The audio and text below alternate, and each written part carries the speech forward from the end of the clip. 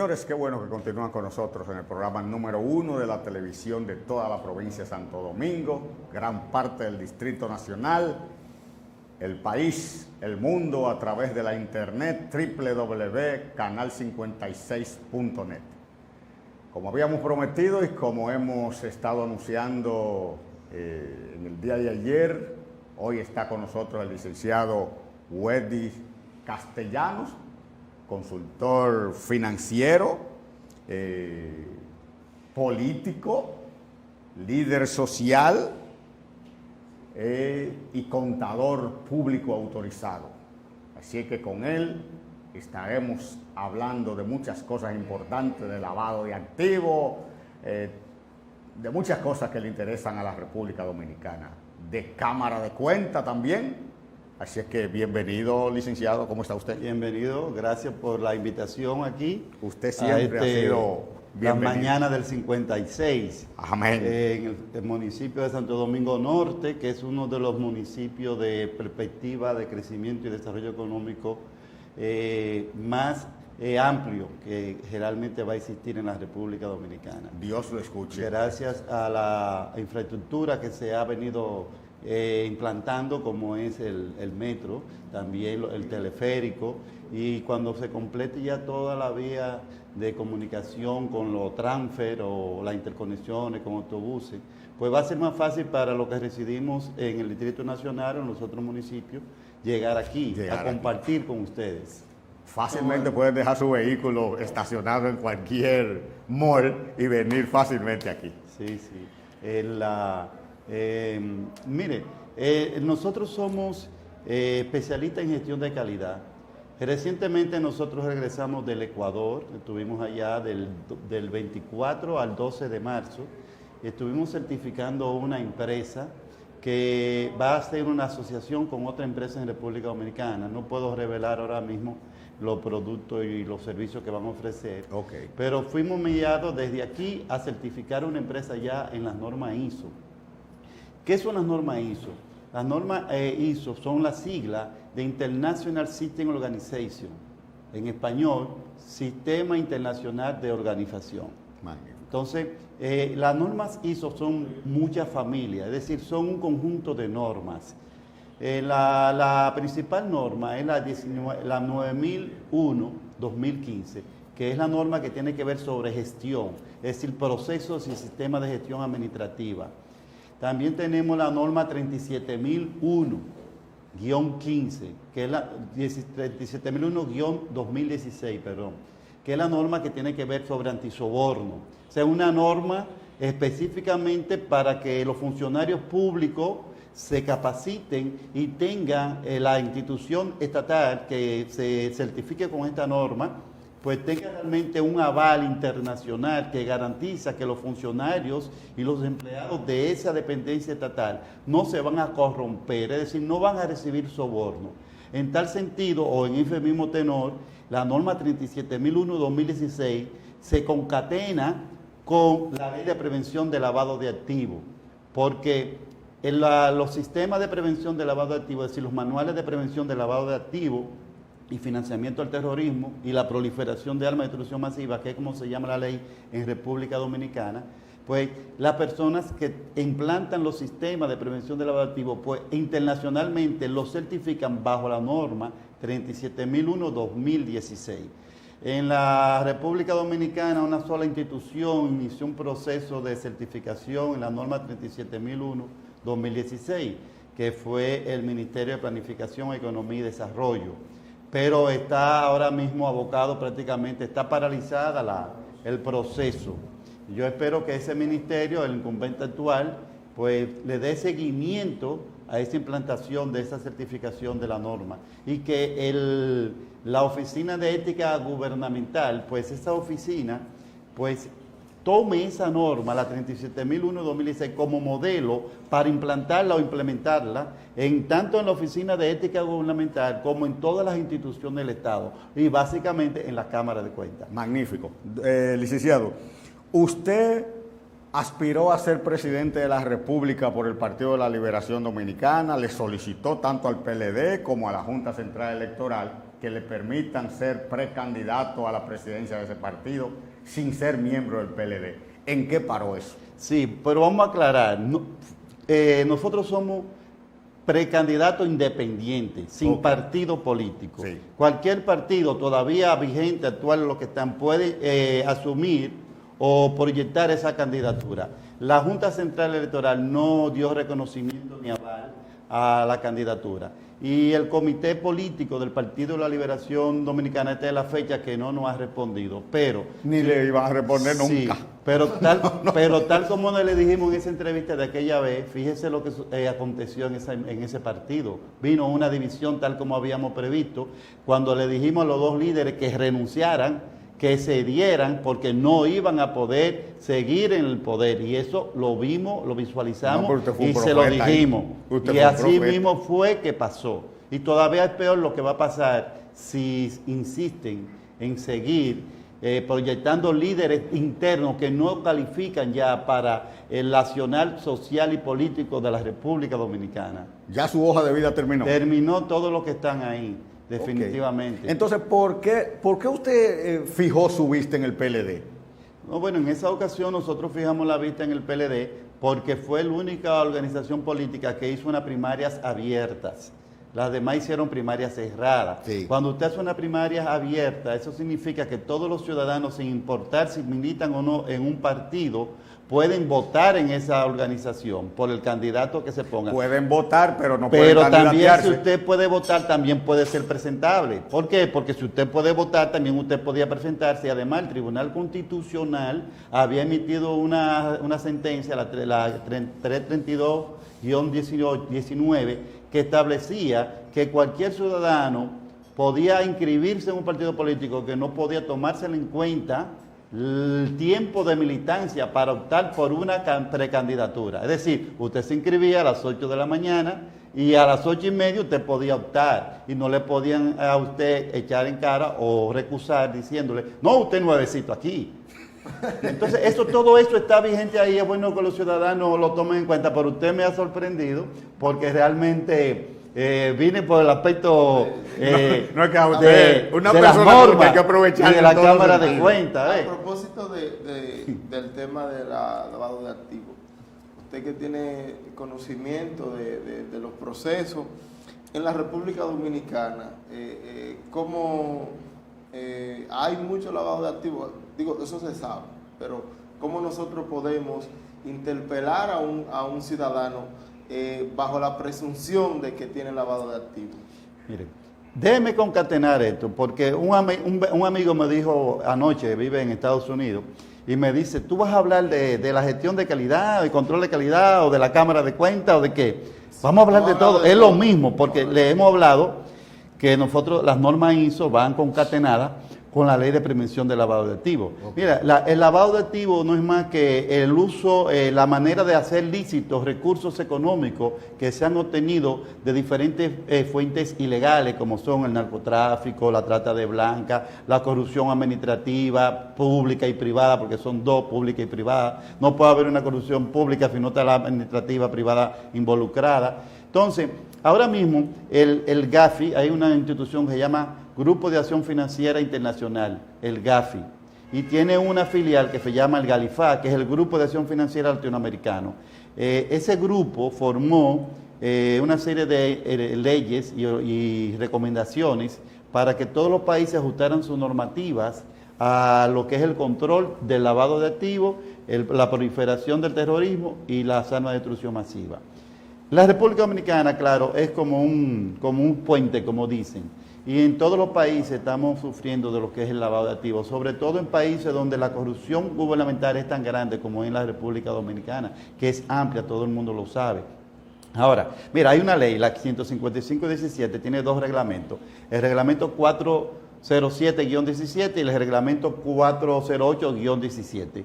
Esa ley, esos dos reglamentos, uno establece el protocolo para la incautación de los bienes objeto de los ilícitos. Es un reglamento para el Ministerio Público, para poder poner medidas cautelares a los bienes muebles o inmuebles que son objeto de ilícitos. Y el 408, que es el que establece el proceso básico, el modelo básico de control de lavado de activos en el país. Y entonces esa ley establece dos tipos de sujetos financieros y dos tipos de sujetos obligados a cumplir con la ley, los sujetos financieros y los sujetos no financieros. Entonces, mira, esa ley y esa ley que tenemos viene con la ley de 42, la ley 46 ahora -20, que es la ley de finalización patrimonial. Pero también tenemos, porque es un conjunto de leyes, tendremos una ley de extinción de dominio. Entonces, ¿qué es lo que pasa? El país ha estado un poco con la pandemia paralizado con la implantación de la ley 155-17. Entonces, ya tenemos la ley 46-20 de sincerización patrimonial con un plazo al 18 de mayo del presente año, o sea, del año 2021, para que todos aquellos patrimonios de origen dudoso, o vamos a decir ilícito, o también patrimonios que no han sido declarados o sincerizados, se sincericen a través del pago de un porcentaje a la Dirección General de Impuestos Internos, entre un 2% y un 5%. Entonces, cuando este plazo termine, el 18 de marzo, y ya la ley de extinción de dominio está ahí vigente, todas aquellas personas que tienen negocios raros, extraños, dudosos, sospechosos, que no hayan sincerizado su patrimonio al 18 de mayo, son susceptibles de ser esos patrimonios enjuiciados o incautados vía la ley de extinción de dominio, que es algo que la gente no conoce. Y el gobierno actual está compelido, obligado a ejercer la ejecución de todos los reglamentos y de todos los procedimientos establecidos a través de la ley 155-17 de prevención del lavado de activos. Entre los sujetos obligados no financieros tenemos los dealers de vehículos, todos los dealers de vehículos, tenemos las cooperativas, la casa de empeño de menor cuantía, tenemos los abogados que constituyen empresas, esos bufetes de abogados que tienen una compañía ahí de carpeta que la tienen constituida. También esa ley contempla la eliminación de todas las acciones al portador y acciones preferidas. Todas esas acciones ya debieron haber sido convertidas en acciones comunes.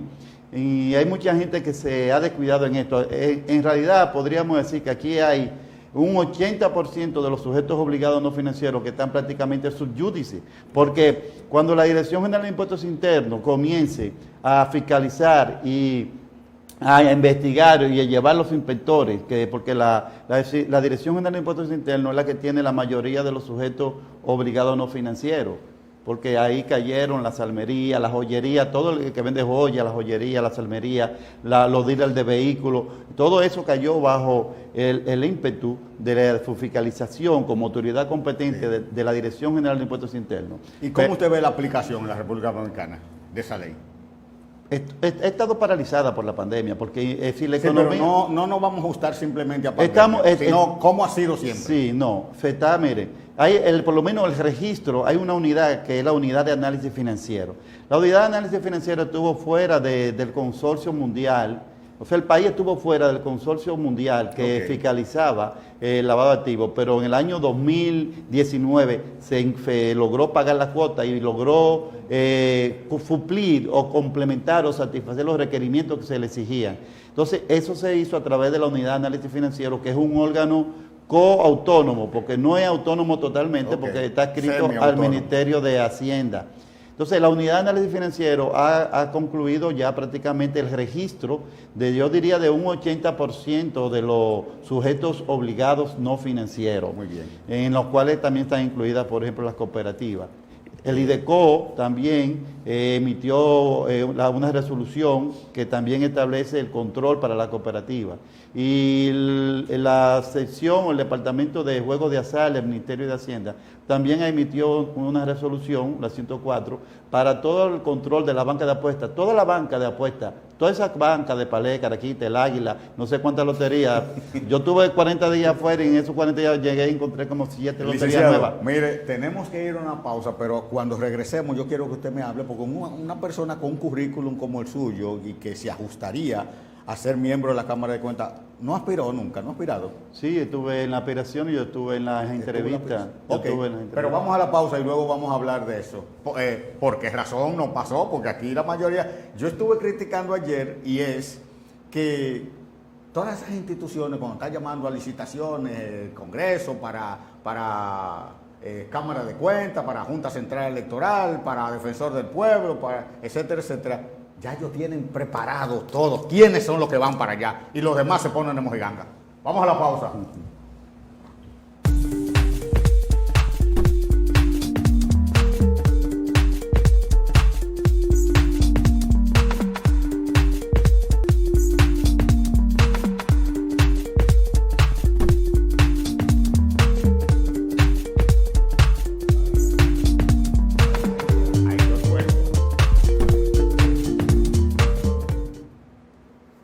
Seguimos, señores, en las mañanas del 56. Dejamos una pregunta en el aire, licenciado. Mire, no es que se ponen de mojiganga las personalidades que asisten a las convocatorias de los órganos del Congreso, ya sea Cámara, Diputados o Senado de la República, para optar o participar en las entrevistas para aspirar a algún cargo específico, Tribunal Constitucional, Suprema Corte de Justicia, Defensor del Pueblo o Cámara de Cuentas, como es el caso. Nosotros participamos y nos propusimos y fuimos entrevistados en la Cámara de Diputados para realmente formar parte del Pleno de la Cámara de Cuentas, a sabienda y a conciencia de que, como tengo la prueba y las evidencias, de que ya había una confabulación para las personalidades que fueron incluidas en lo que finalmente terminó. Pero creo que aporté bastante porque entre mi presentación exigí y demandé que fueran contadores públicos autorizados los que estuvieran en la Cámara de Cuentas y que ya los abogados no podían presidirla, ni tampoco ser vicepresidente. Y también eso se cumplió, por lo menos el 80% de los 5 son contadores públicos autorizados. Y en el punto también de las ternas, que la Cámara de Diputados no quiso hacerme favor, vamos a decir así, de acoger mi sugerencia de que no enviaran 5 ternas distintas, diciendo que una terna era para presidente y otra para secretario, porque la ley lo que establece es que el Senado debe seleccionar los miembros de la Cámara de Cuentas de las ternas que envíen, no de una terna tal. Entonces, en la Cámara de Diputados, a conciencia de que ya había como un preacuerdo de quiénes iban a hacer, intentaron también manipular y en las ternas pusieron personalidades mezcladas con otras personalidades que ya tenían antecedentes penales y habían sido cuestionados, como que dice, es obligatorio que sea seleccionado porque estos dos no van a pasar. ¿Usted me da la razón con eso? Sí, pero yo vi las entrevistas de los que fueron finalmente seleccionados. Y en las entrevistas se muestran claramente las evidencias de que ya había un acuerdo previo. Yo tengo ese análisis. Y déjeme decirle que esta Cámara de Cuentas... hay un joven que fue agraciado, vamos a decir así, como el presidente. Pero mire, la Cámara de esa Cuentas fue posesionada a las 9:30 de la mañana y ya a las 4 de la tarde había un miembro de ese pleno en un programa de televisión, un programa de radio de la tarde, dando declaraciones cuando su función no es esa. El vocero oficial de la Cámara de Cuentas es el presidente. Y ese joven que está ahí tiene que tener en cuenta que él es el presidente y que ningún miembro de la Cámara de Cuentas puede ir a ningún programa de radio, ni de televisión, ni periódico a dar declaraciones fuera del pleno. Es él el vocero y él tiene que tener eso en cuenta porque él viene de una firma de auditores que es muy reconocida en República Dominicana, y esa firma de auditores, de ahí mismo provino un expresidente de la Cámara de Cuentas que fue sometido a juicio político y fue expulsado de la Cámara de Cuentas por tratar de imponer los procedimientos y los procesos de auditorías internacionales, que es lo que él se propone ahora.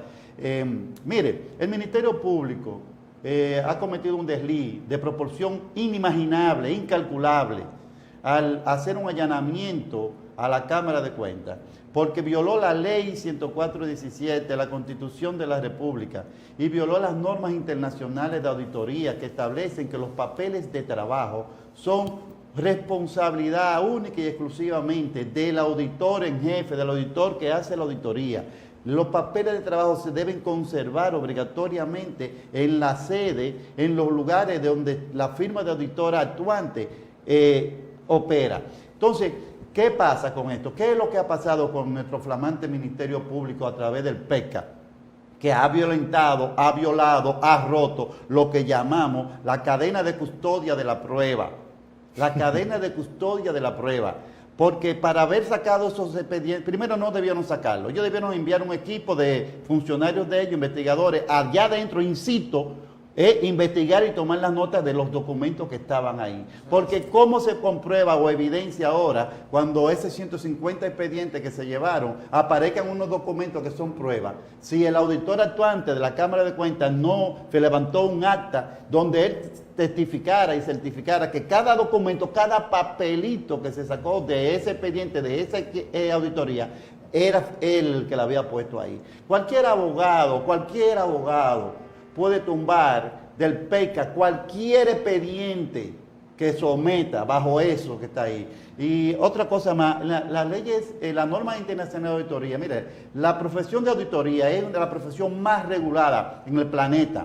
Nosotros los auditores y los contadores estamos regulados por el FBI, por el Interpol, por organismos internacionales, porque somos los que tenemos el control de los números. Pero claro. Hay una norma, la 720, y mi querido flamante presidente de la Cámara de Cuentas la conoce perfectamente, que establece que usted no puede emitir una opinión sobre ya una cosa que ha sido auditada por otro auditor. ¿Por qué? Porque los auditores tenemos fe pública. Los contadores públicos, autoridades, tenemos fe pública. Cuando usted dice que esto ya se auditó, es así. Yo no puedo ir a auditar eso mismo.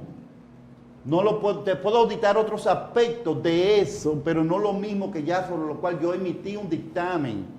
Y entonces cuando usted va a emitir un dictamen sobre algo que ya auditó, entonces usted usa la norma de auditoría 720, que fue mucho de no le puedo decir todos los detalles, para poder ver por dónde usted puede emitir algo que no contradiga. Entonces, esos 150 expedientes que se llevaron de ahí, la Cámara de Cuentas tiene que revalidarlo ahora.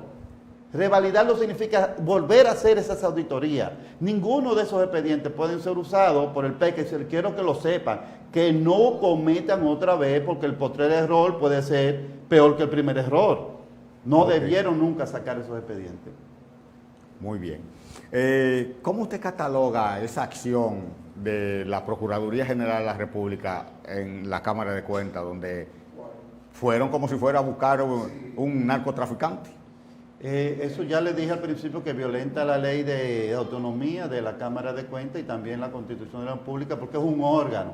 Y la Procuraduría no es un órgano independiente. La Procuraduría no es ni siquiera un órgano, porque la Procuraduría es una dependencia del Poder Ejecutivo. Sí. Cuando yo tuve una entrevista que usted mencionó al principio, nosotros dijimos que creíamos que sí, vamos a poner un ministerio independiente. Yo no he visto en 8 meses que se haya enviado al Congreso una ley que dé la autonomía y la independencia completa al Ministerio Público, y que se mande una terna de 5 personas o 20 si quieren, y que de ahí se seleccionen el procurador y el procurador adjunto. Hasta que eso no se haga aquí, no hay Procuraduría independiente. Ni en el caso de la actuación no fue del Ministerio Público en sentido conjunto.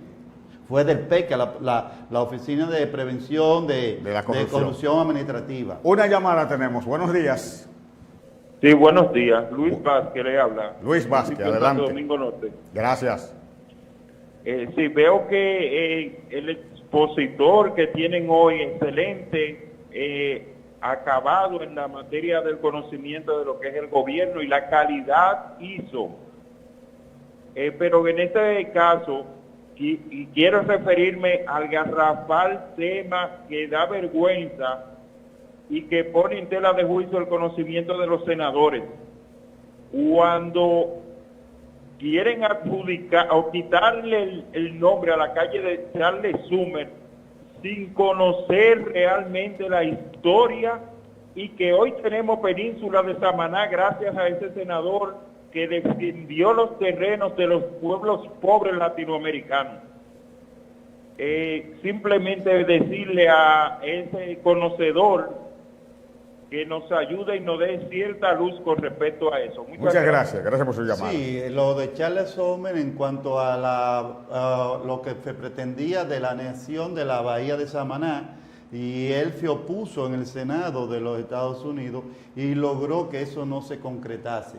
Entonces de ahí viene que se designe esa avenida La que avenida circunda Charles gran Sommer, parte de la zona donde está Radio Popular, como la Charles Sommer, en honor a ese trabajo. No que realmente Charles Sommer estuvo defendiendo nuestros intereses, porque también él estuvo defendiendo otros intereses de allá que colindaban con otras cosas, porque cuando uno estudia bien la historia ve, pero sí se le reconoce que él, buscando esos intereses de otros lados, pues se lograse que no se concretase lo que es la anexión de la Bahía de Samaná. Y él tiene razón, ese joven. Sí, en ese aspecto. Pero es razón. Que nuestro querido Senado de la República, así como en la Cámara pero que de el Senado Cuentas no le hizo responde todo eso esto, como ha hecho esto de la Cámara de Cuentas, Sí. que mire, lo de la Cámara de Cuentas es el último naipe.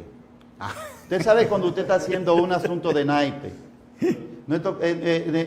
Están haciendo el castillo de naipe y se pone el último. Si usted se equivoca en el último, se cae todo lo otro. Sí. Óyete, se cae todo lo otro. Entonces, la Cámara de Cuentas tiene que abocarse a primero hacer su propia auditoría, una auditoría que tiene que hacerse la Cámara de Cuentas. Segundo, a implementar la norma 37.001-2016 de antisoborno. También implementar las normas ISO 33.001 y la 33.002 que tienen que ver sobre lo que es la evaluación de procesos, para poder evaluar los procesos. Usted me hizo una pregunta fuera del aire y miren, en ese tenor usted me preguntó en relación a los funcionarios, tanto civiles como militares y policiales, en el sentido de la corrupción y los bienes que ellos en algunas ocasiones muestran a la población, a la ciudadanía. Existe en la ley 155-17 lo que llama la persona expuesta políticamente, PEP. ¿Qué es una persona expuesta políticamente? Es un funcionario que ha dejado de ser funcionario.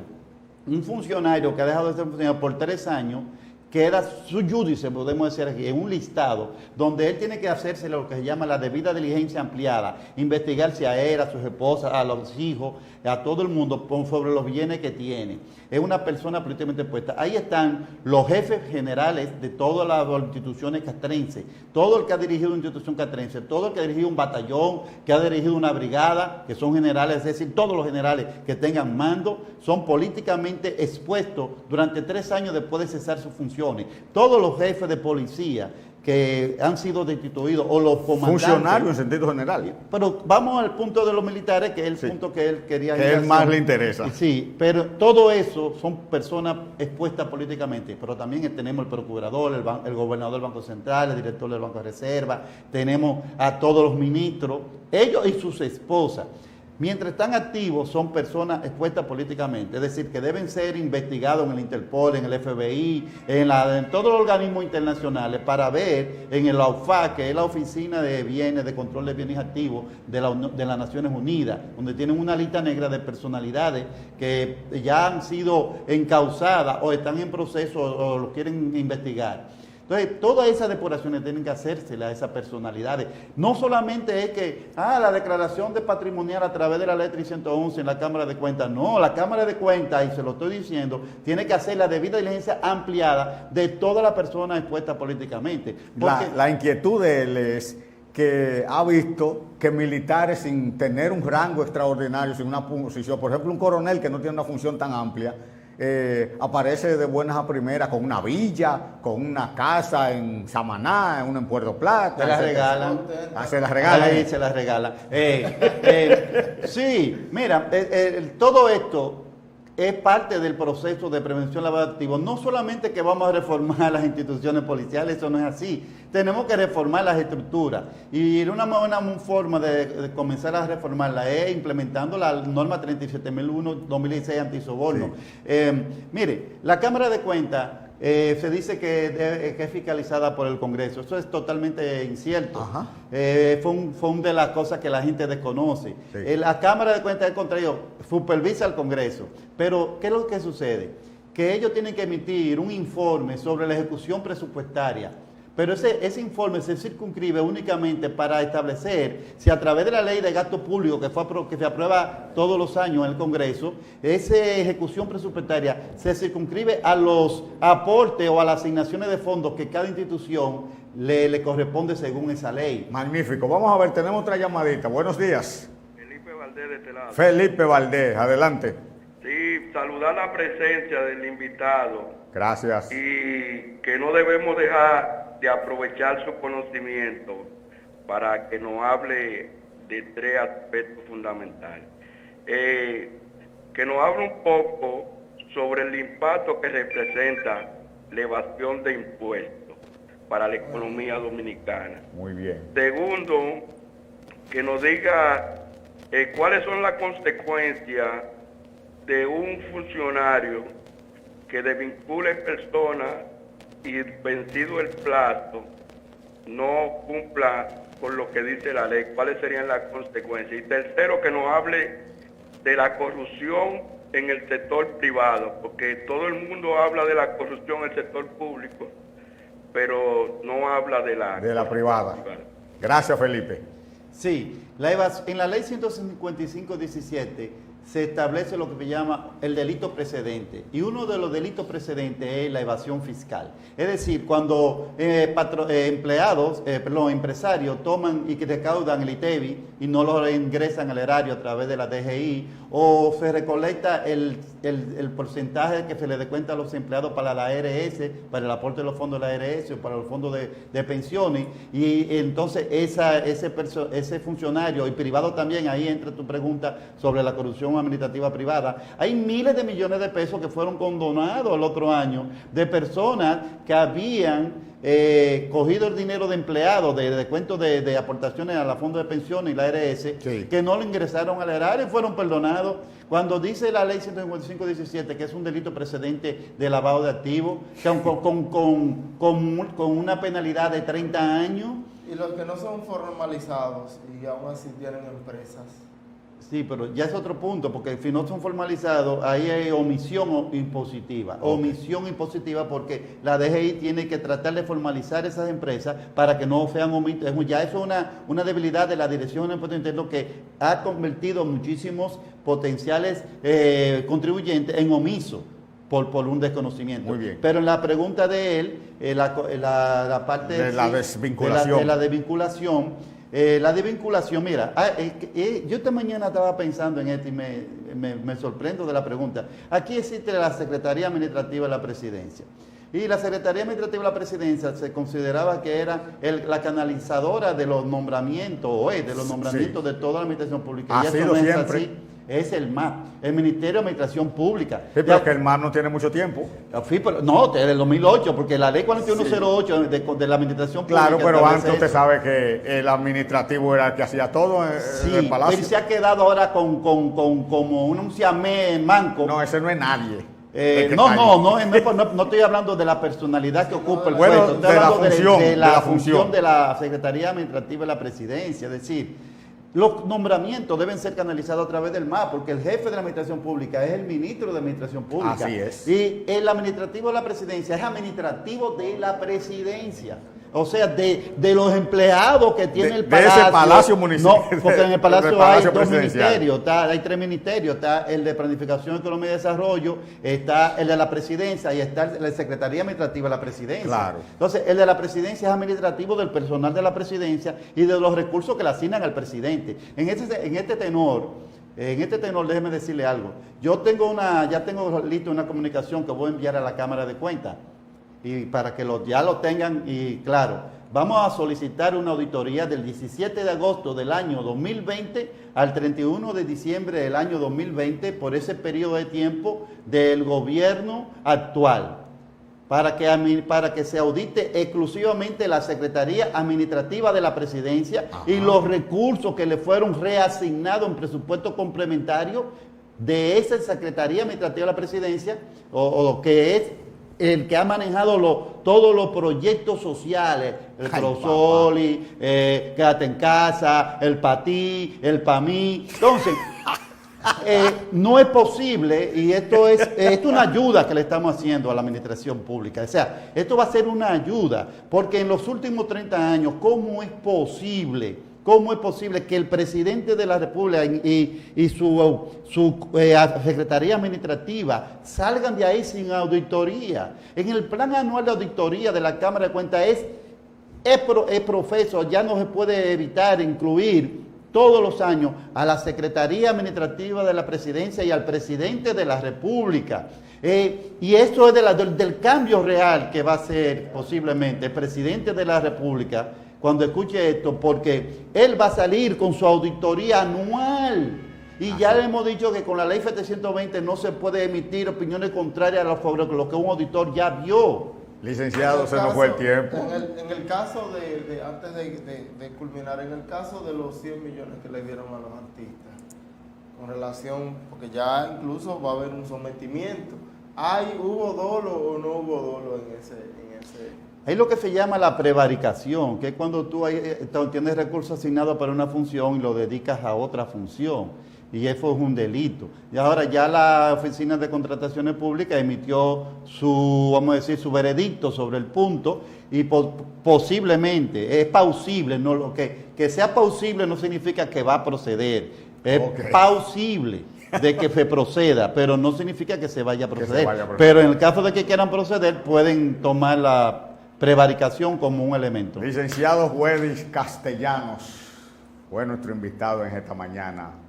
Muy nutritivo, así es que esperamos tenerlo de vuelta con nosotros, porque se aprende con ustedes. Estábamos aquí como si fuera en una cátedra aprendiendo y además yo creo que quedó satisfecho el amigo Felipe, el último que llamó para hablarnos acerca de la desvinculación. Y algo muy importante que me gustó bastante fue la parte final del asunto de los recursos que ha administrado el administrativo de la presidencia, y cosa que realmente mucha gente no lo sabe, que el administrativo de la presidencia lo dice bien claro, no el administrativo de todo lo que tiene que ver con empleo. Para eso hay una institución, pero es reciente porque eso fue en el 8 y toda esa gente hicieron lo que le dio su gana durante esa época. Usted sabe que antes un secretario de la presidencia ese era el que nombraba y que hacía de todo y que destituía y que un rey, el primer ministro de un gobierno. Señores, muchas gracias por su atención. Quedan todavía unos minutitos de comentarios. Bueno, pues vamos a la pausa, nos vemos en breve.